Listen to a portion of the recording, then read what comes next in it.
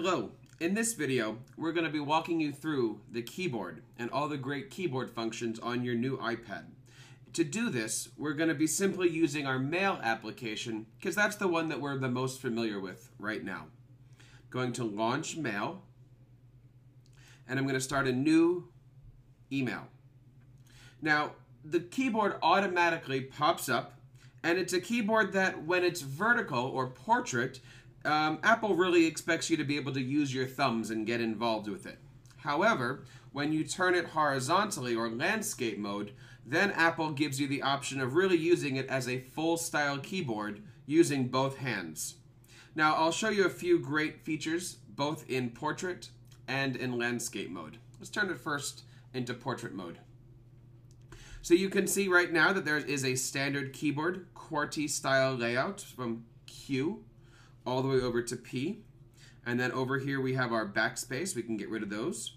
We have our up arrow, which if you tap it once, it turns into a blue. And if you tap it twice, it's a double blue. Now, the double blue is a hidden feature. And we'll talk more about those hidden features later. But when it's a double tap or a double blue, that really means caps locks. So you'll see here that no matter what I type, it automatically is going to pop up into caps locks.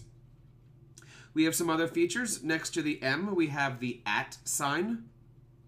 And then next to the Z, right underneath, we have this question 1, 2, 3. And when I click on that, it gives me a brand new keyboard to work on, featuring my numbers and some of my symbols. But if I'd like more than that, I have a couple options.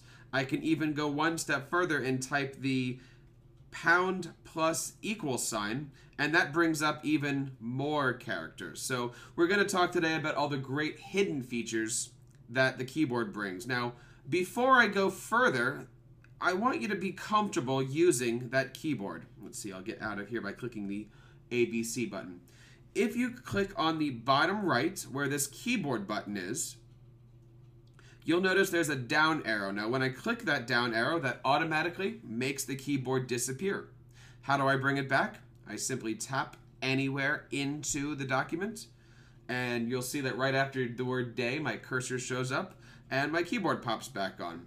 Now, if I hold and click this, that brings up a menu that says Dock and Split. Now, what does that mean? That means if I like, I can dock this, which means it's going to stay at the bottom no matter what.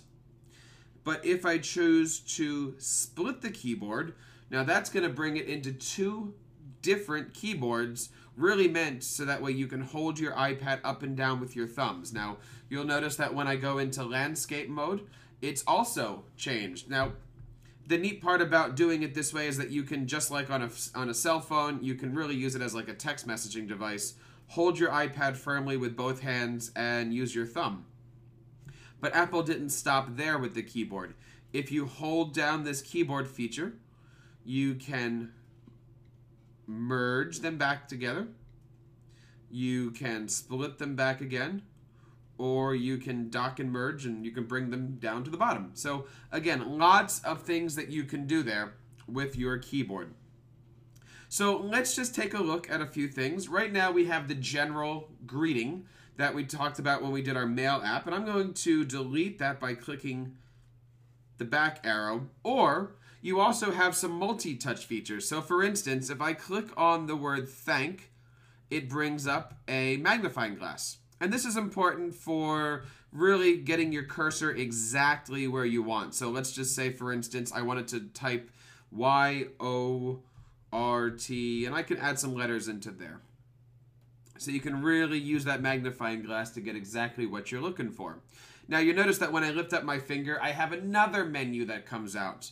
I can select that word, and then I can cut it, copy it.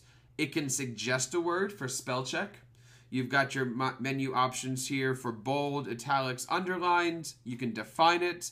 A few neat things here. You can actually insert a photo or video, and then you can bring it down to quotes. You can actually increase this as a quote in your document. So lots of neat features here. What I was going to actually show you is if I do this and then select all, I can actually backspace and then I can delete all of my text. So let's just try typing a few things. I'll type in hello, comma.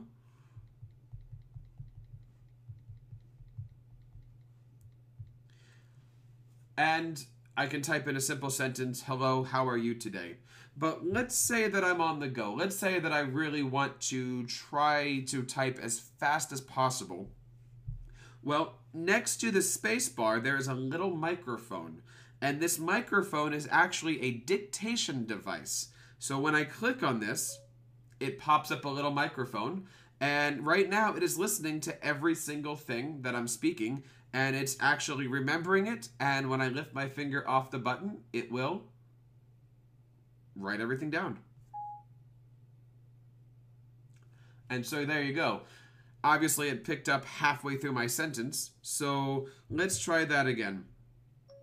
Hello, everyone. My name is Jeff. Thank you for listening, and I hope everyone's having a great day. Now, if you notice, it doesn't have punctuation. You still have to go back. So, hello, everyone, comma, my name is Jeff, comma, thank you for listening. Now, I'm going to put a period there. I'm going to come over here. I'm going to erase that a little bit. I hope everyone's having a great day. Exclamation point.